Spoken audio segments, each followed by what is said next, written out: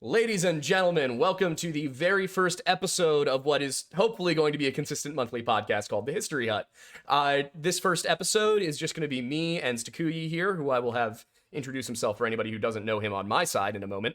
And then we're going to start bringing in a rotating cast of, other historians, content creators who are in the space, amateurs, enthusiasts, things like that. So we'll have a couple more people here with us when we do it. But for today, we wanted to get started and just kind of give you guys a good, fun one. This is going to be a show where we talk about history, where we talk about various topics. Today, we're going to be talking primarily about history and Hollywood and how the industry around movies has taken very interesting stories and either enhanced them, watered them down. You know, what is the truth of the movie Gladiator versus how accurate was the TV show Vikings and things like that. So all the little tidbits and fun details that go into exactly, and all those little funny things that if you don't have a history degree, you might not care about. But before we do that, I'm gonna toss the mic over to Steven so he can let you guys know who he is in case you don't know him. Hello, everyone. For those of you who do not know me or not familiar with a lot of my work, I am Stakui, also known as the twin of Aidan Mattis.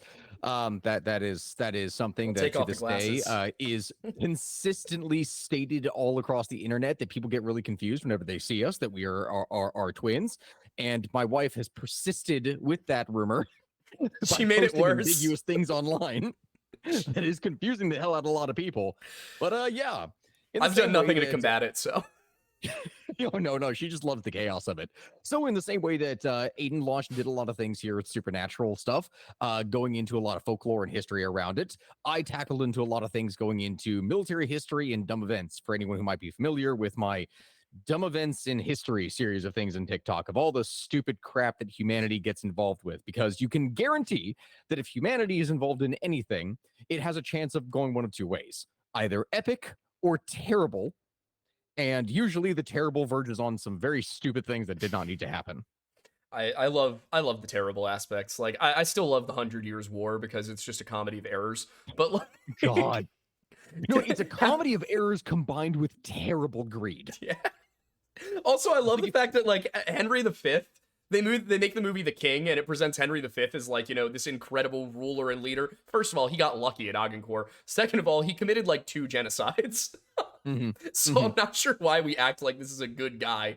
But, and of course, the Welsh and the Irish, they never get their movie with their say. It's always just the English side of things. Oh God, no, you never do. And you have to remember that that's the case for a lot of the characters. Like, as an example, you fast forward to another Henry VIII, and his story is way more complex than a lot of people give him credit for, because people think like, oh, it's this guy, and he's just, the fat wife beater and / executor, among many things. Which, yes, he was. Yeah, he did do those things. He definitely was that. He did do those things. But that was eventually, for the first half of his life, the man was idealized as like the perfect king. He was this athletic, jock-like build, super famous and happy-go-lucky. He was generous and giving and kind. And then the man would just like had a midlife crisis, went crazy, and everything went to shit. Well, it's interesting because it's not just him with English kings. King George III was the same way, where you have this guy who is beloved by even the Americans. Love King George for a while. Yeah. And then sometime around the early 1770s, something weird happened in his brain, and he starts to go through these periods of, madness. And they're not sure precisely what he had. There's a number of ideas floating around, but obviously it's hard to diagnose a dead man. But did you see Queen Charlotte? Like, did you go and actually watch? No. I will say this, because if we're going to talk about anything for pop culture and history, and I'll say this, Bridgerton and Queen Charlotte and the whole series that they have of there are so many things that are horribly, horribly wrong with it when it comes to things from just a raw historical perspective. I will grant that does a phenomenal job in regards to costumes and presentation, even if it is the most surface level things do not make sense. Right. But if you are ever curious about the whole thing for Queen Charlotte that went viral all across the internet for showing the different characters and their forms, King George is a madman in that, in a much greater degree than what he probably was historically. Right. Yeah. Which is just, I get it. Like, The Madness of King George was a decent film, but like I feel like these historical figures, it's so interesting how Hollywood like kind of gets its claws into somebody and then kind of insists on applying narrative tropes to them. in Oh these yeah. these films. And like you look at we were talking about Gladiator before the stream, how Emperor Commodus, very real guy, very Yes. real failure at a lot of things. Definitely like Joaquin Phoenix's version of Commodus in a lot of ways is pretty accurate. But Oh my there's God, I forgot some that that was him. license. Yeah. Oh, I forgot That's that how was good him, of an and now he's actor doing that man Napoleon. is. He's so good. He just gets into the character so well. Oh my God. Yeah. I completely forgot. Yeah, that's him. And he does such a good job. But like you look at the actual story, yeah, it makes more narrative sense to have him killed in the arena. Like that works. It's more compelling to have Aurelius give the reins over to Maximus instead of his chosen heir. All of that. Oh my gosh, it's Gabby. Hi, Gabby. Copper. Oh God, dang it! I'm gonna need to go back and clarify and fix that. I just got a copyright claim on one of my videos here. I'm gonna have to take a look at that. Of course you Huh? did. Yep, I'm gonna have to go back and take a look at that. Great, that's lovely. I love when I'm using the material from all the stuff that is free use on the internet, and of course I get punished for it. Yeah. We've avoided copyright claims somehow. We did just put the DMCA disclaimer at the beginning of everything at this point. It's like I licensed this. I promise I'm not stealing. But yeah, what I wanted to say is like Hollywood does this weird thing where you have a story that's interesting enough on its own, and they kind of go and they make it weird. They change little things. And with Gladiator, it's not the worst in the world. But the TV show Vikings, on the other hand, is probably the most egregious set of historical inaccuracies that I've ever seen on screen. Just to say a few of them, like Harold Fairhair living at the same time as Ragnar Lothbrok. Oh my God, the fact that they're brothers for like Ragnar and Rollo. Yeah, Duke Rollo. That entire thing. It's like, so I remember I was rewatching it, and of course this time I'm separated from my education by several years. When I first watched the show, I was in a senior seminar called The Vikings. So of course I'm watching this show, and I'm on my sitting in my chair, white knuckling it, like, oh my God, this is the worst. But when I watched that series, what stuck out to me were a few things, and among them were the way that time was adjusted. And then also the way that you've got Vikings who historically fought with heavy chainmail armor, axes, swords, archers, even had cavalry when they started to settle in England. They present them the entire way through as these pirate raiders that they would have been in the 600s and 700s, which is just wild to me. Not only that, but I talk about this extensively in the video that I created specifically on this, because this was the most infuriating part about any of it. I understand there is obviously many different historical examples of people who would fight bare-chested and these kinds of things. They fight without armor, whether as a sign of religious devotion, or you would fight specifically in that way in order to enable yourself to move faster. So you're not weighed down with armor. You can move quicker. You can strike harder. It makes sense. But in every situation where a person was fighting bare-chested, they still had some type of head protection. And seeing bare-chested guys climb up ladders with no head covering, just wild hair being let loose. I'm thinking, you're climbing a ladder as an enemy is literally throwing rocks and stuff onto you, and you're wearing no protection of any kind. Or even more egregious than that, because you can make an argument and say, okay, hey, these guys are not wearing any armor, so they don't have anything at all, right? That makes sense. Watching guys do the exact same thing where they are fully clothed in heavy armor that, by the way, was like leather lamellar, and it looked more like a biker outfit than anything else. Bad stuff. But like the thought of biker Vikings, like them doing that, they're fully heavily armored, except nothing on the head, because you have to see their pretty faces and long hair flowing as they're climbing up the battlements. And I keep coming back to that when I watch movies about history. And because whether it's The Witcher, which is obviously fantasy, or Vikings, which is supposed to be more based on actual history, even like watching Kingdom of Heaven, which is a really solid movie when it comes to medieval combat, there's still these moments where somebody, like, you see somebody take a glancing blow from a sword and they die. And it's, somebody wearing like scale armor taking a glancing shoulder blow with a sword and then falling over dead. Meanwhile, you have other characters who get stabbed right here all the way through, and then the next scene, they're swinging a sword around with that arm. Oh, yeah. You guys don't understand how armor worked, did you? Yeah, I don't mean to interrupt on any of this, Sure. but I just went ahead and checked on my side to see what it was that just got copyright claimed, What was it? and I'm so freaking annoyed. It is the video of the guy that I'm doing a video on Mhm. getting arrested. So the video of him getting arrested is somehow copyrighted.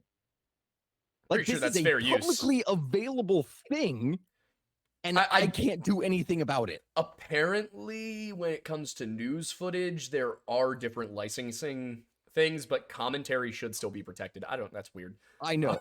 It's a 46-minute video, and because of 36 seconds of footage of this arrest. You went over 30 seconds. Well, it's over 2 parts. But okay. Yeah, it's like 13 seconds in another and 20 seconds in another part. I'm like, now I got to go back and I got to trim down the entire thing. Yeah. Oh my God. That's so annoying. YouTube has such a problem with like copyright claims. The number of times I've seen somebody get a false copyright claim, and it happens to Wendigoon all the time. Like, that dude at least once every 3 months has a video that YouTube just kills its revenue for a day. And then he's like, why? And they're like, sorry, it was an oopsie on our end. But back to the Vikings and everything, because that is one trope throughout all of the Hollywood that I see of these stories is you've got, like, first of all, nobody's ever wearing a helmet, which is never just insane to me, because obviously everybody was wearing a helmet if you had one. That was it's like one of the most important pieces of protection you could have. But also the weaponry. You'll see people, and also on top of all of that, you watch these battles on screen that unfold. And I think this is something that people don't necessarily realize about medieval combat specifically. You did not have 100,000 soldier armies on both sides where you were just having thousands and thousands of people slaughtered. It was a bad day if your army of you and 50 people from the next town over went out and fought and lost 3 guys. Like, that was a tragedy. Yes, it was.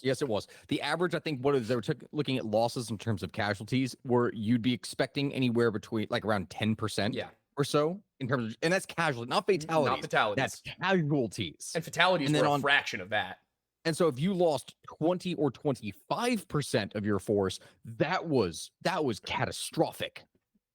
Yeah, that's what you're looking at more in terms of scope, and it wasn't anything significantly large, because even then you're talking about going back into the time of soldiers coming up for a short amount of time, levying for a specific amount of time, and then going back to the harvest. Yeah, and these were your farmers too. So if you lost a quarter of your farmers, you were in big trouble. Exactly.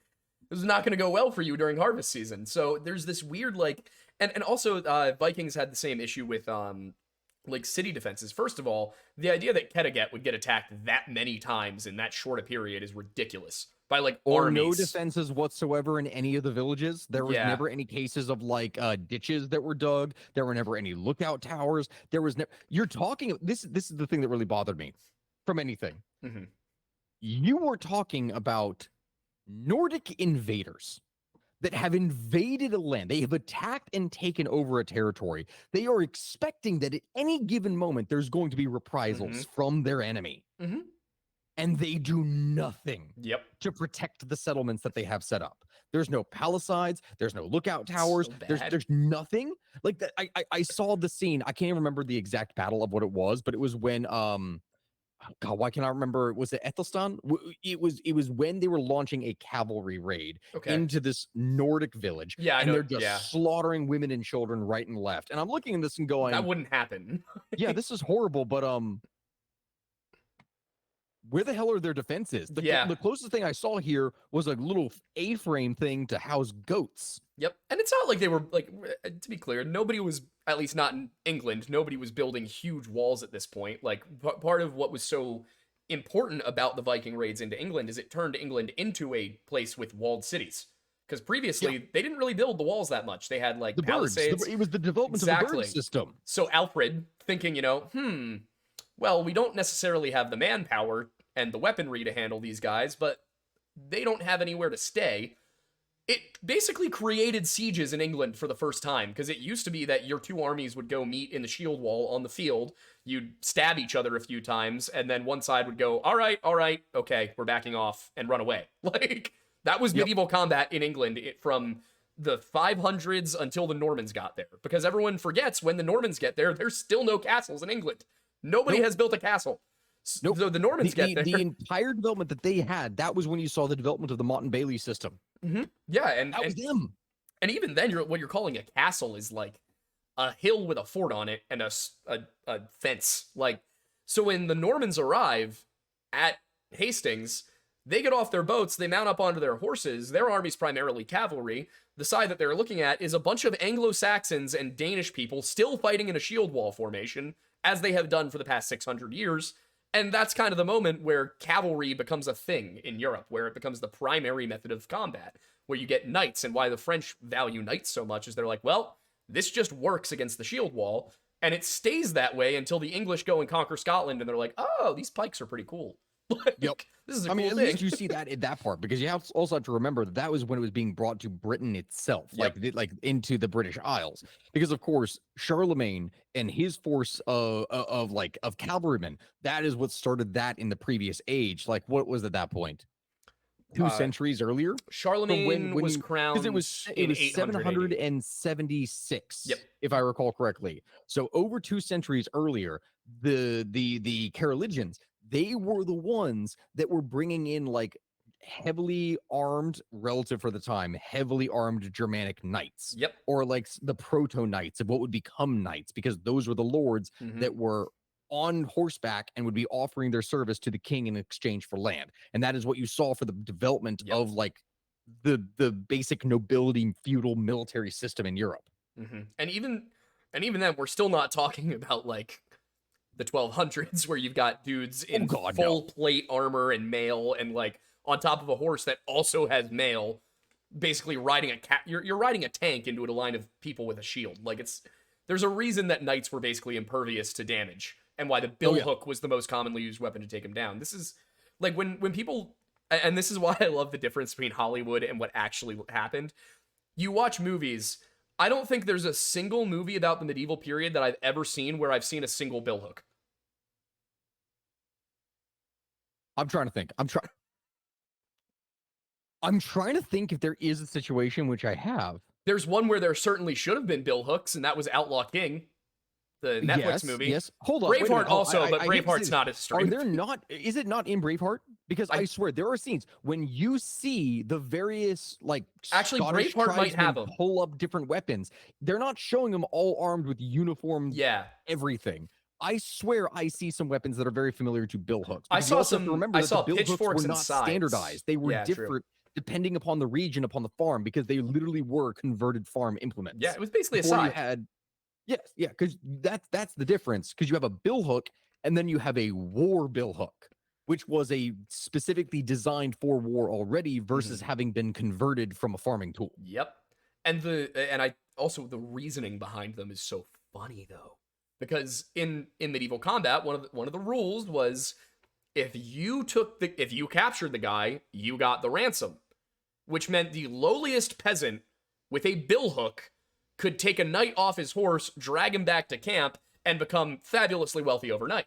It's why a ton of people got into the military in the medieval period, was because it was like that was a really quick shot out of poverty if you managed to bag the right hostage. And so the billhook was invented because it could be used as a weapon. That thing could slice through somebody not wearing armor just fine, or even probably through leather armor. You get somebody who's on a horse wearing plate and mail, you wrap that thing up around their shoulder or their neck and yank them down, they're going to survive. And then you've got yourself a nice $20,000 knight sitting right next to you. You're like, all right. Exactly. Which, on that note, is actually one of the hilarious things with tournaments. Because I'm sure you're familiar with medieval tournament style, like going back for the centuries, and melees and everything that would occur, and how when a knight was captured in it, they would have to pay a ransom, right? Yep. Okay. One of the greatest details for anyone who is not familiar with any of this that I to this day find hilarious is the idea of there was a pay to play system before video games ever existed, because you could have a person that was fabulously wealthy, right? They owned a multitude of horses, sets of armor, everything. They were really wealthy, and they could participate in a tournament, get captured, lose their equipment and everything as a ransom to the person that had captured them, and then they continued to be able to play because they just went back and Yep. got another suit. It's the equivalent of, like, you know, in Eve Online, like that, like the I've never online played space it, but I'm game. aware of it. For anyone unfamiliar, it's an online space game that is, there are real companies in it that are involved, and people will spend real money for years building these massive, gargantuan, giant ships and wage battles that, in terms of real money cost, it ranges in the millions of dollars for equipment destroyed. And as long as you were wealthy, Mhm. if your shit got destroyed, you could just do it again. Yep. That was them. They Yeah. were literally paid to play, I if mean, not to win. yeah, if you're But that also you're made him a rich. target. Yeah, and it also meant that they were probably going to get bashed in the head a lot more than everybody else.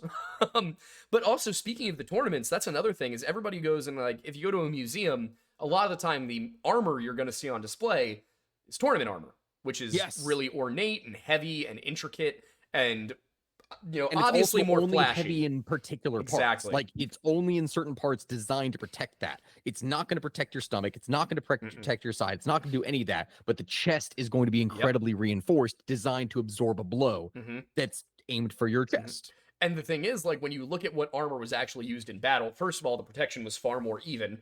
Second of all, this idea we have, if you watch, like, The Last Kingdom or Vikings or most things that take place in the medieval period, you see a lot of people with, like, this really ornate leather armor that never existed, that, like, you know, maybe really early you would have seen somebody with, like, a chieftain or a king with ornate leather armor. But for the most part, you were looking at gambesons, which are basically just padded cloth layered on top of itself over and over and over. You were going to see people wearing linen armor, cloth armor. You'd occasionally have, like, a leather cuirass, but nothing of the, like, scaled leather patch you saw. And then also I see what they were imitating, though, if they were looking at anything, is that the Vikings did utilize a type of lamellar. Yes, they so did. So that's what it was. But the problem was, it would go from lamellar to, no, this is just straight up segmented leather. Yeah, it was not correct. Also, like, it looks so weird. If you look at the armies that show up, aside from the Vikings, who ironically are probably the most accurately represented medieval army in the show, because you look at helmets. Are you gonna bring up the 15th century Italian helmets? That was gonna be a little of it, but also the fact that every single Frankish soldier is dressed exactly the same way, when uniforms didn't come back into the military until the Crusades. Like, Rome falls, there's no uniforms for 600 years, and then in the Crusades, they're like, all right, we're going to wear uniforms because we're all from different countries. Their type via their colors, their pennant, their flags. That's how you actually maintained it. Everything else was bring your own equipment to work day. Your shield might be painted with, like, your personal sigil. that might happen. Or they would do something where it's like they would paint half of it, so that half of it would be, like, associated with the army or the lord they're serving, and then the other half is their own personal one, if they're of status enough to be able to have it. And you get some weird, like, little tidbits here and there in history. It's much later, but in the late 1300s, one of my favorite historical characters of all time, Owain Glyndŵr, he's the last Welsh-born Prince of Wales ever in history. One of the first references to him in any historical context is from a lawsuit where he was a squire for a lord who there was a dispute between two lords about who actually owned a certain coat of arms. Like, because it was a medieval copyright claim. Literally, it was a medieval copyright claim. So Owain Glyndŵr, who at this time is just a minor noble in Wales, who's fought in Ireland and Scotland with the English, he actually ends up being a squire for Henry IV on a number of occasions, as well as Richard II. So he fights for both York and Lancaster, but just not against each other, because he wasn't involved in any of those wars that were a little bit later. He was dead by 1415. So he didn't get involved in the Wars of the Roses very much. He was 100 Years' War era for him. So he ends up siding with the French at one point, but you get, like, this weird dispute where the two lords are like, well, that one's mine. No, that one's mine. And then they just argue over who got there first for a while. Like, it's a really stupid argument, but it shows you that people in medieval England were having the exact same problems that we're having today in a really funny way. I mean, to be fair, you have any idea looking when you look at coat of arms, how many times are the same kind of sigils used over and over again from eagles? Because you have to use eagles in reference to anything with Rome, Eagle, or if you want to lion, associate yourself. Yeah, eagle, lion, dragon. boar and dragon. Yeah, dragon's another very common one that you would see. There, you'd see these over and over again. Or the ones that are just like simple crosses. Because it's like, at that point, who are you going to dispute? The church? Exactly. Oh my god, and the church. The church and the Crusades. The Crusades are like the most poorly represented thing to ever happen in my opinion. Like, everybody who has an opinion on the Crusades has the wrong opinion on the Crusades. Ooh, that's a spicy take. Now, here's the thing. I fully agree with you because people don't look at the things in terms of like the actual complexity of it. I completely understand with you. But That's the what I moment mean. that you say that to anyone or anything on the internet, that's not going over well, buddy. No. No, it's not. But and I think a big piece of the problem with the Crusades is that everybody looks at it through this like modern moral lens. Don't look at it through a lens of these are people who 100% of the time believed that this was going to get them to heaven and that the other guys were legitimately evil. At least at the commoner level. Obviously, Richard the Lionheart and Saladin knew that this was not the truth. They knew that the other was not evil and that this was as political at that point by the 1100s as it was by the late 1100s as it was religious. But that first crusade, what you're looking at is basically the Byzantines are getting their asses handed to them by the Turks. The Byzantines go to Pope Urban II and say, hey, we're all Christian. I know we had a little bit of a falling out about 50 years ago, but we're all Christian. Could you maybe help us? And the Pope's like, sure, but nobody wants to go help the Byzantines. So the Pope's like, we'll take Jerusalem as well. And everybody's like, oh, well, now I'm going. So that first crusade is basically... Not only that, but specifically because he was looking to shore up his own political power at that point, because it was severely weakened considering everything that was going on with... there was whole anti-popes that were happening at that time. Yeah, and Pope Urban II was legitimately, like, insane. Like, he was going crazy. He had dementia. So, like, it was not a great situation. But also he had every desire to shore up his own position at that time. Yeah, and people also see this version of things where it's, oh, well, the Crusades were this unchecked aggression into the Middle East. But in reality, go over to Iberia, and for the past 400 years, there have been Muslims trying to fight their way into France. If you go over to the east, the Turks are invading Byzantium. So, yes, it is offensive, but it's like a counteroffensive. And it's just a different strike in a different area, and it's of a... I'm not going to say a global complexity, but it's the reality of a situation of all these are independent factors or factions that are fighting each other as well during this entire time. So they may unite at different points under common ideological causes. But the moment that they do that, a year goes by, they're going to split apart and turn on each other. And that's exactly what happens in the Crusades. That's history. One of my favorites is I think it's Richard the Lionheart in the Third Crusade. He gets to Acre, and the other kings and dukes have already been besieging Acre for a while. Is this how he treats the German duke, the guy from Austria, Conrad, the Archduke of Austria? Yeah, Conrad. I think it's Conrad the Third, I want to say. Yes. Conrad is basically the one leading the army at this point. Richard, who has just conquered Sicily and Cyprus in like a few hours each, and married somebody in Cyprus, arrives at Acre, walks in. They're basically like, oh, that's him? Okay, we surrender. And so Conrad goes into the city, puts his flag up. Richard just takes it down and puts up the English flag. And Conrad in that moment is like, oh, I hate you so much right now. It's not just that. It's not just that. He doesn't just take the full credit for it. Specifically, what he does is that the French are also able to raise their flag, but he is not allowed because he's not a king. Yep. He's a duke, and he can't stand on equal footing with kings. Which is a little ironic because big power move that he does there. Because like Austria was not a powerful country. No, like they had their stuff together. They were doing all right for themselves. But like I love the Crusades though. Like I love this topic of conversation. But like if you go back and we got to bring this back to the topic, of course, which was like how Hollywood presents stuff. But right, because this always happens every time we talk. Kingdom of Heaven. in my opinion, one of the best historical films of all time, ironically trying to be anti-Christian in some senses and failing completely. Because of course the main character is a Christian who eventually goes, let us stop this bloodshed for the sake of the people. Like, like, what were you going for, man? you accidentally got to the root of the faith. But if you look at the movie, the way it's presented, Balian of Ibelin gets there, and he's basically granted this arid territory, and he has to figure out how the hell they're gonna form some farming out of this. And what do? They start irrigating. They start using the techniques that have worked other places. So you get to see how it works in a civic sense. You see that the king, Baldwin, has leprosy, and how does that affect his ability to rule? And, how does he utilize it? Because there's one point at which he forces the Grand Master of the Templars to kiss his leprosy-ridden hand.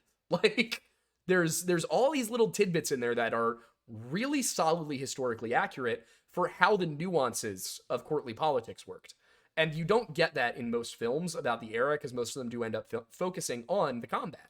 But there's all these really complex societal things that are going on that don't get touched on all that much. And that's why I think Kingdom of Heaven is one of the better movies. It's because it's not just that the combat's good. Combat's great. It also touches on courtly politics, which is really cool and really not focused on enough. And you start to see it in, like, Queen Charlotte, of course, is kind of like that in a later period. Reign on Netflix does a solid job of looking at the courtly stuff, but it also paints itself far too much as being a romance story. So the same thing happens with Versailles, in case you've seen that, because it is definitely it's a raunchy drama, if anything. Which, to be fair, if you talk about anything with French history and courtly politics within Versailles, no matter what you talk about, it will devolve at some point into a raunchy drama. That's just reality. That's how it goes. So if anything, it's more accurate than anything else that you could be talking about with the subject. Yeah, it's... I will say, I think people put a lot more modern romantic stuff into medieval period dramas, because it's like, they did not do things the way we do things, even remotely, especially at the courtly level. At the commoner level, yeah, they were mostly, monogamous and just doing the family because that's what worked for them.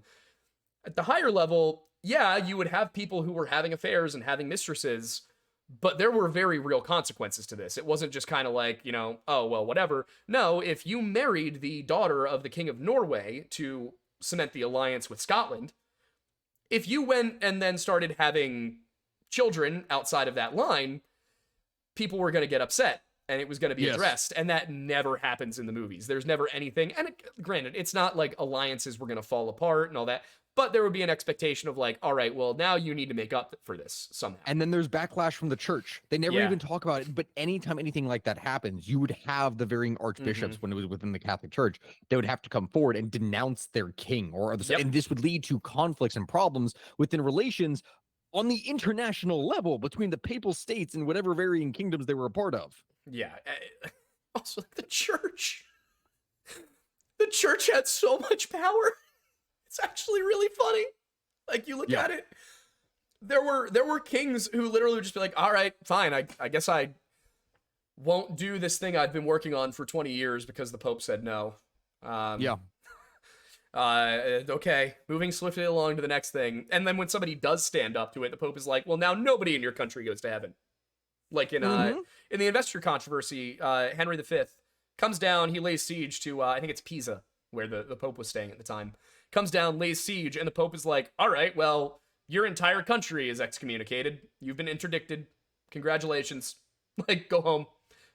Yep. And then word, of course, arrives back home. And for anyone, even if you're not religious at that point as a commander or a leader, if you don't actually care and you think that, oh, no, it's a load of crap, I don't really mind any of this. The people back at home that may not share your worldview, they very much do care. Yep. And now your ass is going to end up on a pike. Yeah. And especially in a place like the Holy Roman Empire where you were electing the emperor because they could just go and elect a new emperor if they really needed to. Exactly. That aspect of the period is so interesting too, because obviously there's the Voltaire joke, the Holy Roman Empire was neither holy nor Roman nor an empire, but what it was arguably a proto-EU. Like, if you look at what it actually was, a bunch of member states that worked together, had common language, common economies, you know, shared armies and things like that. You're looking at a very early version of what Europe eventually becomes, but it's never taught to anybody, at least in the United States. Like, you go, okay, well, here were the countries of medieval Europe, moving along. I don't know how much they talk about it in Europe, in Germany, in Austria specifically, but what I found fascinating in starting to look at it is like this was a legitimate international political alliance that held itself together for 1,000 years. Yep. With varying degrees of success, but for the most part, pretty solid. And it just doesn't get talked about. But if you look at a map of the region, it's the most ridiculous thing you're ever gonna see. Oh yeah, when you look at it from the time when it actually shows from the microscopic level of counties that you would see, and it wouldn't just be that, but you'd have the same ruler that owns 3 dots of land that are 300 miles apart, and that's it. That's their land, which is completely different from France and England that are right there. Oh, I love it. I love that. No, it's crazy. Now, hold on. We did Nightfall. We talked about Vikings. We talked about some of the stuff with other varying shows. What was the next thing? And also, how much time have we actually been doing this here so far? Because I know got about 10 minutes until question time. A Q&A. 10 minutes question time. We got time for like one more 10 minutes topic. until. Okay, it's for one more topic, and we're doing this.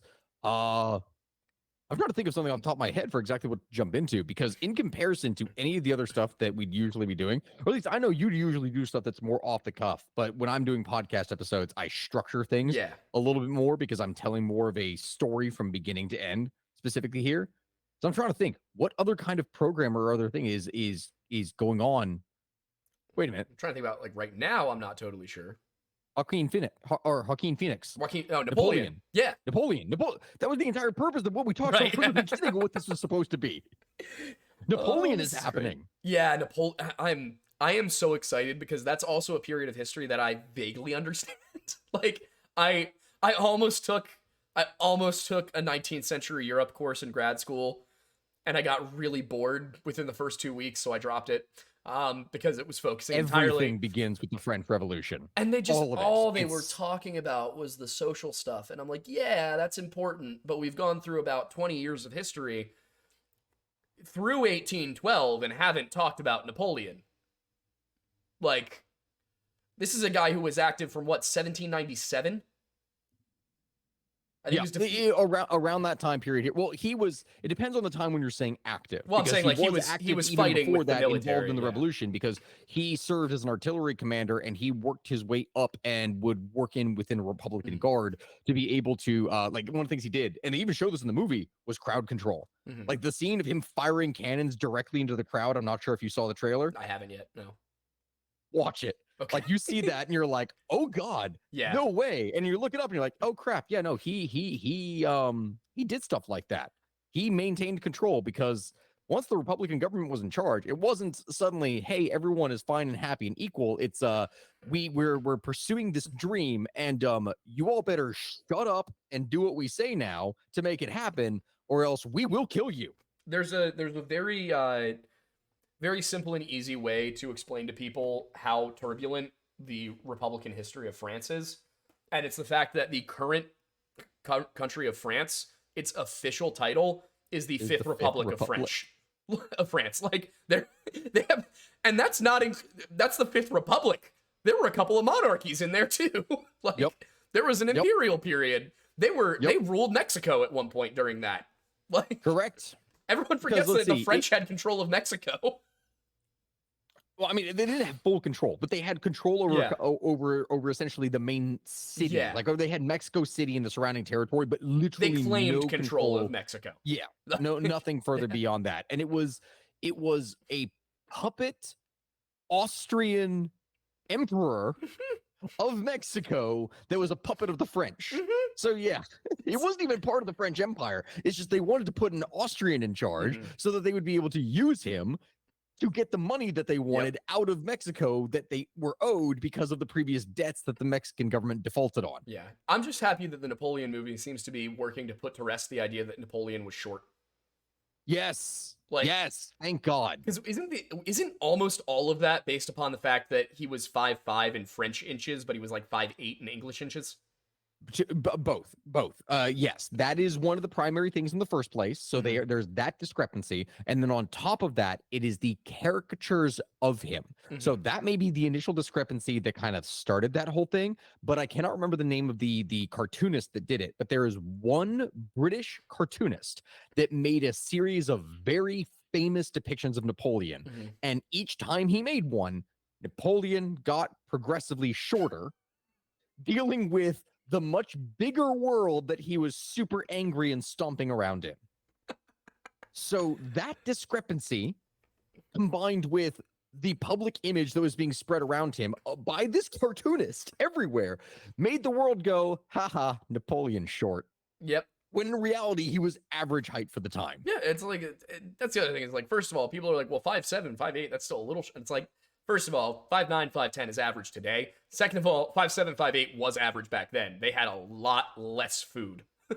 Like, Americans are weirdly tall. The Dutch are really weirdly tall. Yep. There's back actually, then, no. have you seen the discrepancy of like differences in height between North Korea and South Korea and others? Yeah, it's like, what, 4 inches, something like that? Yeah, on average. But the crazy thing is, when you looked at South Korea and North Korea, they had the same thing. Because North Korea, it's not that North Koreans shrank. It's that they maintained the same height that they already were, and the which South was like Koreans an average of 5'2", 5'3", that kind of thing. The average height in South Korea went up to like 5'6", 5'7" after World War II because of the influx in food. Yep. And because prior to that, it was a medieval society pretty much with levels of food. Yeah, it's your subsistence farming. You've got, feudal agriculture. Like, there's also some like weird Korean history. Like the one dude, the one admiral whose name I can't remember. Who Admiral Yi?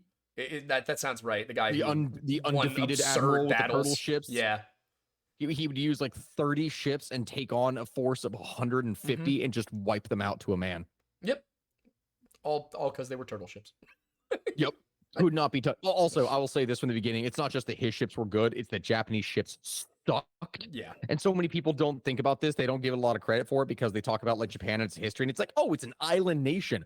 Of course it had good ships. Look at the Japanese Navy in World War II. Their whole thing was being a naval superpower. Yeah, at that time. Yeah. But the stage of getting to that point is insane from how much they rushed. And prior to that, you look at what they were called. It was they were called Sengoku Bune, like these Sengoku warships that were basically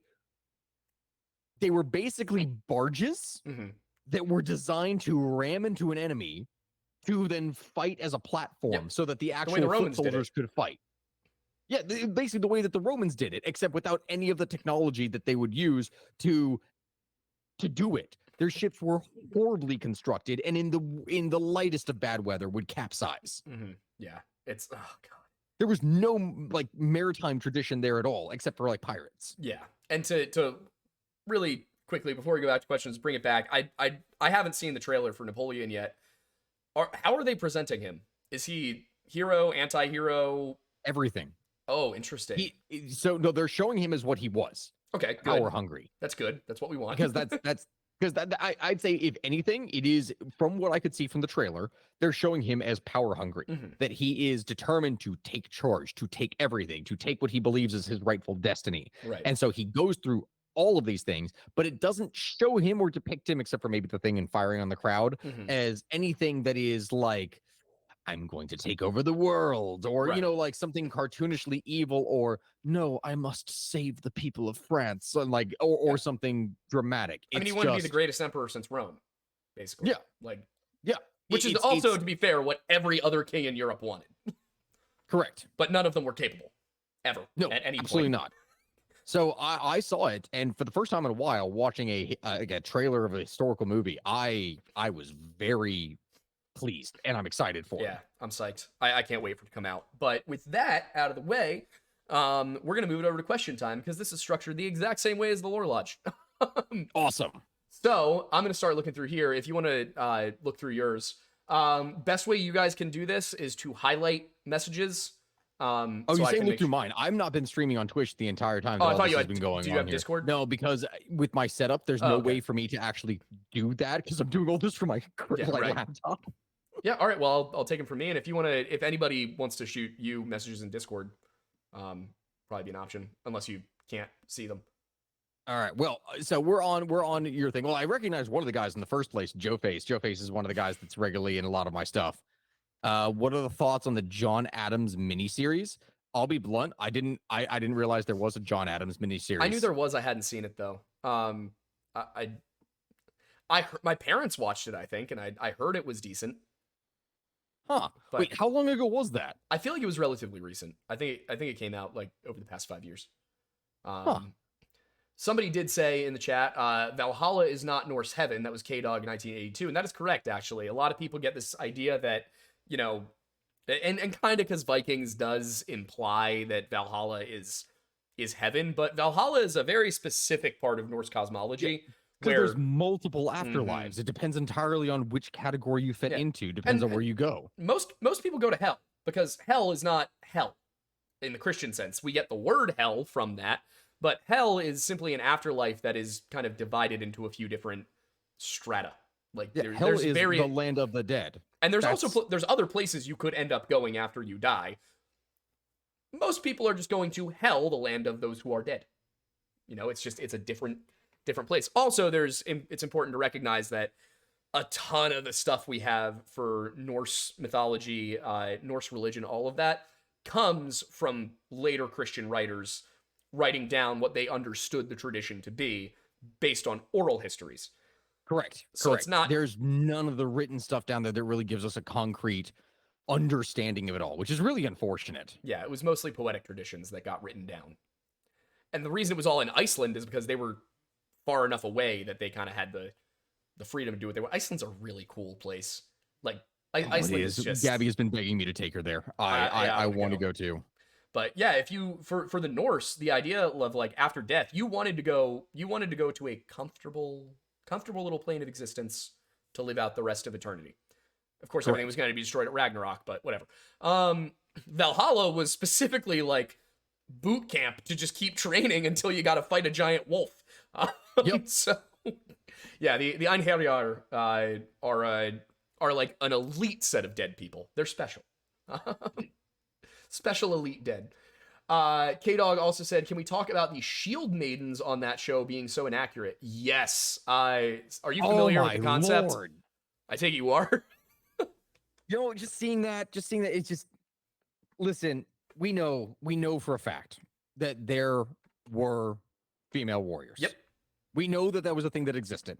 We don't really know the number, just that it was very unlikely that there were many at all, or even what kind of role that they would ever fulfill in battle. There is a case when talking about, say, things in history of you have the famous Sarmatians, whose women were like the ones that the Greeks would base the idea of the Amazons off of, where they would burn one of their breasts to be able to fire a bow and that kind of thing, which talk about whatever you want regarding the historical accuracy of that. They at least recognized female warriors that existed that would actually fight and be able to fire off a bow, and it makes sense. You would have in Japan things like onabushi, the women warriors. These would be noble samurai women that were trained in weapons to be able to defend their house. And there were a few famous examples of the ones that you would hear in stories that they would have of different tales, like the Heike Monogatari and others. But you would not see these as frontline fighters that are fighting in the real historical record. Yeah, there's a few that pop up, like Boudicca would be one who obviously commanded from the front, but also when you look at the legend of Boudicca, she's typically not in the thick of it. She's commanding, she's strategizing, she's organizing the war, which is still extremely impressive, but it's I think a lot of people have this wish to believe that, especially given the fact that Norse society was rather egalitarian and equal. Oh, especially in comparison to a lot of places around them. Yeah, you think. But the thing is, people want this version of history where there were, half the warriors on the battlefield were women. Think about that. Think about the size differential.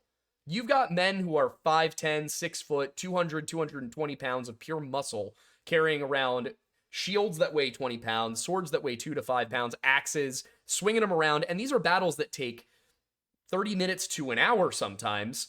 Women Aiden, just did not have what type the of formation physicality. are they typically using when they're getting into a position? Shield wall. How are they stylizing themselves? Shield wall. Shield wall. Wait, you mean something in which is designed not based off your skill or actual ability, but more on your physical presence and numbers to be able to push and shove? You were going to have the biggest people in those first 3 rows. Everybody else was in the back. For the most part, you're talking about farmers with farm implements in the back, too. If you're talking about like the English Fjord. Obviously, the Vikings were coming over entirely with warriors at first. And what they would have as well is more of their elites that were on the flanks, because they needed their warriors, their actual warriors on the flank, because when you positioned your troops on the right and left flank, it means that the center was more likely to hold, because the big guys on the flank were not just pushing the enemy. They were pushing left and right, respectively, to crushing hold you in. the enemy, like your own allies in place, because you're not letting that damn farmer drop his spear and run. Yep. Because like those battles were literally whichever side ran first lost. There typically was not, we're going to have an organized retreat, fall back to a better position, reform. No, once the wall broke, the wall broke. That was usually it. So the idea that like women were warriors, yes, we have examples of women who fought. There are women who were buried with their weapons, and it's believed, like, I'm not going to sit here and tell you there was never a woman in history who fought. But it seems likely, given the available evidence, that Norse women were trained to fight to an extent, but that it was more of a defensive role. They were trained as like a militia to stay home, because while the men were away, obviously there weren't that many raiding cultures. The Vikings were a very unique culture for the time. And if you were out raiding, there was always the risk that your home was going to be attacked while you were away. You needed people that were capable of defending it. It makes sense. And there were probably some very capable female warriors in the Viking Age. It's just the idea that that Vikings puts forward, where you've got entire armies of female warriors, is when they had squadrons of them moving forward like in their own independent unit. I'm looking at this, which just wouldn't happen. What the hell are we looking at? You moved the group of people you fought with was not based on sex, race, any of that. It was typically your specific posse comitatus, like your village, your commander. This was the people you knew. You didn't split up into like weird specialized little groups at first. That is something that happens far, far later in history. Like, really not even until, I guess the Varangian Guard is an early example, but you don't really start to see those specialized task forces until after pike and shot, when you start to see riflemen and Jaegers and things like that, Rangers in the Americas, who are of course all really cool, but I see one of these in here from one of the guys, KJ. He's actually a Norseman himself here. I visited him in Norway. It's weird because the Vikings weren't large. They were larger relative to the people around them for the time. Like, here's the thing. If the other people that they're going up against are 5'2" and they're 5'5", they're small now, but that is a big difference in terms of height. Yeah. At least, and the records specifically would talk about the Norsemen who would come in as being tall. Yeah. That's how they were oftentimes referred to as, is that the tall Northmen. And that's just kind of a thing with Europe, is the further north you go, the taller people seem to get on average. Like, Caesar describes the Gauls as being huge, especially the Britons. When Caesar talks about the Britons, they're giants. They're like 6'4". Probably not, but when you think about what the average Roman was like, well, Caesar was probably 5'6", 5'7". His soldiers, who were commoners, were probably shorter. Like, so they go up into battle against these tall, bare-chested, bearded, long-haired, screaming Celts, and they're like, these people are giant and terrifying. So you didn't need to be that much bigger. They were probably like 2 inches taller on average. But that was enough to be scary for people, especially when you add on the fact that these are Norsemen. They've also got their helmet, of course, and they're wearing chainmail. They are running around. They look big to the English, who are mostly using gambesons, not gambesons yet even, but mostly using like linen, like padded armor, and maybe some scale. But you have to take into consideration the Vikings were described as huge, scary, and smelly savage. No, in many cases, No, the, not the tr- necessarily. would describe them as savages. But the amount of times that people were describing them in the way that, remember, there's the famous ode specifically talking about how, oh no, we can't have these Viking types here. They take care of themselves. Yeah. They bathe. That's a problem. They were described as They were being clean. pretty. Yeah, the Vikings were described as being beautiful. Like They were tall and beautiful. the English men tall, beautiful monsters, basically, is how the English viewed them. There was a legitimate problem for English men in Northumbria because women tended to prefer Vikings because they were bigger, they were wealthier, they were prettier, like all of these things. Oh wait, that's what I said. You only read half of it, did I? Oh wait, you lost to well-groomed, equal-sized people on a boat. Yeah, Oh, I see okay. what you mean. All but right. they were still regarded as tall. They were tall. Yeah, and it's the fascinating thing though. Like the English didn't have a navy. The English weren't even the English yet. They were no, definitely not. They're Northumbrians, they're Anglo-Saxons, they're Wessex. Also, the Last Kingdom having. Also, when did you realize that England came from the Anglia? Like when at what point did you realize that? Me? I've known that since I was a little kid because I read it in a book. Yeah, I remember being in college and I just never made the connection. And I was playing Crusader Kings and I saw that Anglia, the Angles. And I was playing Total War Attila at the time. The Anglia, proto of England. Yep. Oh God, that's where that comes from. You mess with me. Do you know what it was called before it was England? Like as a unified concept? As a unified concept, well, that's going to entirely depend upon the culture. Like you have Alba, what Alfred, Alba's what the Alfred, Romans referred to it Alfred referred to it as his dream of England. Everyone said every single TV show, I have a dream of England. This is England. We're going to create England. He called it Anglaland. Anglaland, which is just so much worse. Like, I really don't like Anglaland because it sounds silly. But that's what they wanted to call it, and eventually that la just got dropped and it became England, which makes sense. Oh man. Yeah, so let's see, what else do we have in here? That's almost how we pronounce it in Norway now. Really? I'm scrolling through more of the highlighted Didn't the ones. Romans call the early British smelly swamp people because they lost to them a lot? Seems like the Romans had a pattern of being sore losers. It's both, actually. So for anyone who is a little bit confused, have you ever seen anything for where the Romans would create all these statues of the people that they would defeat and they would make them look broken but also impressive? The idea is that you want in your lore for the enemies that you fought and beat to be as powerful as possible. Yeah. And you would see this time and time again in different propaganda pieces that were done. You never wanted to create a piece saying, oh yeah, we beat these people. Who did we beat? Some farmers. There's these half emaciated, single-eyed people that walk with a limp. Yeah. Yeah. That's who we beat. No, we beat the big guys. We beat the monsters. These were the ones that break into your homes and eat your children and sacrifice them to evil gods. Like that's who we beat. Yep. And they would just make them as big and scary and impressive as possible. Speaking of which, there is no evidence that the Wicker Man ever existed.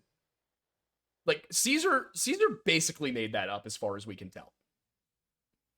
I mean, we know that they did human sacrifice from the varying bogs and whatnot. But we don't know the extent or even purpose behind a lot of it. We literally just don't know that we don't have the records. Oh yeah, we have nothing about Celtic religion, but almost nothing. But Caesar, my point in saying this, probably came up with that himself, which means that the idea of building a giant wooden effigy of a person and stuffing it with convicts, which you could then burn to death, was something Caesar thought of. That was in his head. That was his mind. It's possible it was real. We've just never found any evidence.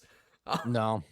And I don't know. I genuinely don't know about that one. There's a lot of the things that we don't know. Hell, to this day, we still don't exactly know why the what was the whole thing about the Irish nipple thing. We have theories behind it, but we don't know. Like how they had fierce nipples sometimes? No, the whole thing for people sucking their nipples, for kings, as a kind of supplicant. Yeah, I know what you're talking about. Where did Yeah, the angry American. The what? People react.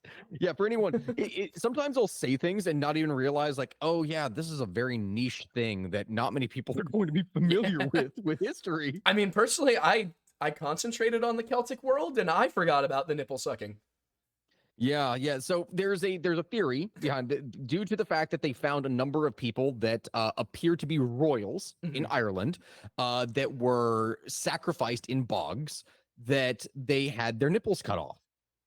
And the theory that they had behind this is that one of the forms of supplication is that when you had a defeated enemy or someone who was asking for favors, that much in the same way as some cultures would have people kiss their feet, the Irish royals would have people suck their nipples. Yeah, this is starting to come back to me.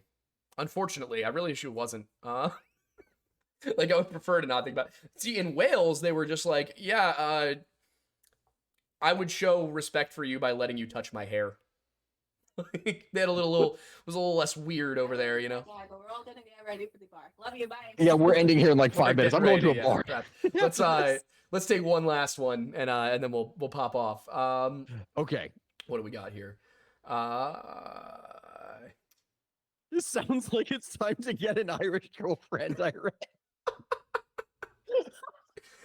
All right, this is a decent one for me, which is why you think that Iberian history is not very talked about. That's an interesting one. Do you have any thoughts, or should I pick another one? Is it from Edward Venn? Yes. Okay, yeah, no, I'm familiar with the guy. So, because he's one of the Portuguese guys in my Discord here, and brings it up a lot that when everyone focuses on stuff with Iberia, they always talk about basically two things: the Reconquista, and then subsequently colonization of the world.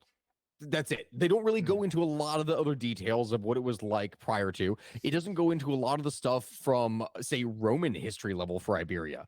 I think it's because Spain and Portugal during that time period, or what we would say of Portugal, Castile, and Aragon, which the latter two being combined together, that would create Spain. But those two nations and cultures had then such a lopsided impact on the world and history over such a short period of time that is going to end up being focused upon heavily. Yeah. And I think that's why we see more of that, because it overshadows pretty much anything else. It's also the only part of Europe to be conquered by a Muslim caliphate. So for a long time, a lot of Europeans did not really care what happened during that time period, aside from to make the Muslims out to be like evil monsters. So you get this long period of history where there's no Europeans recording what's going on in Spain because they're not in Spain. And then suddenly there's the Reconquista, and Spain and Portugal are all over the New World doing important stuff. So everybody, like you said, everybody focuses on that. If you want to learn about Iberian history, there are a ton of Islamic sources. Tons of Islamic sources. But again, which to this day is still a sore topic for a number of people. Yeah. So you look at it, Christian historians throughout history weren't exactly keen on using Islamic sources the same way that Islamic historians weren't keen on using European sources. So you get like this weird disconnect in that. Meanwhile, they actually are trading medical knowledge back and forth. Like, so there's certain stuff. But the history aspect, they kind of saw each other as infidels, so they didn't want to glorify each other. And the only way that you could talk about the Europeans without glorifying them was to talk about fighting them. And so they only really talked about that on the borders. And then internally, you had the Muslims being like, here's what happened here. Here's our history. And before that, of course, you have the Romans recording it. Then there's also a weird period where the Visigoths were in charge. So they weren't quite there yet. They weren't quite at people sitting and recording history constantly. I know we're ending things here, but I keep on continuously looking over the chat thinking, I'm looking for a question, and I just see Stacussy over and over and over again. Yeah, sorry about that. That's my bad. I have done this. All right. Well, that brings us to about the end of this one. I had a good time. I thought this was a fun episode. I'm about to go drink a bucket of rum. Oh, well, you know what? I wish you the best of luck. And we will have a set schedule for this show soon. Not sure precisely what day of the week, like It's going to be Steven and I will figure that out. And we'll start to bring on some other historical content creators. If you have ideas, feel free to comment on this video when it gets posted on YouTube, because this will be getting posted on the History Hut channel. So feel free to comment and suggest people you'd like us to have on. Feel free to email them and let them know that we're doing this now. And yeah, I'm excited to get this started and to have a good old-fashioned history discussion once a month. I think it's great. Yeah. And it's really good to also be doing that. Yeah. And most importantly, both of us have coffee that you should buy. Oh yeah, totally is a thing. Yeah, totally is a thing. And Forgot to there's mention even a that earlier. competition. Whichever one you like more of, which actually I feel, since this is going on the History Hut page that you officially created and are posting into It's this. fine. They're different coffees. They're different coffees. If you like like a chocolatey sort of flavor, yours is probably the more go-to. If you're more of a like nut and berry, that's kind of what mine is. Yeah. Just different flavors. I'm gonna try filling up my hopper with both and see if they blend well. I'm curious. Good question. I'm curious how it'll go. Or I might do a cold brew where I mix them. But yeah, I will let you go because you got to get to your bar. But thank you so much, everybody, and we will see you guys next time. Appreciate you all. Bye, guys.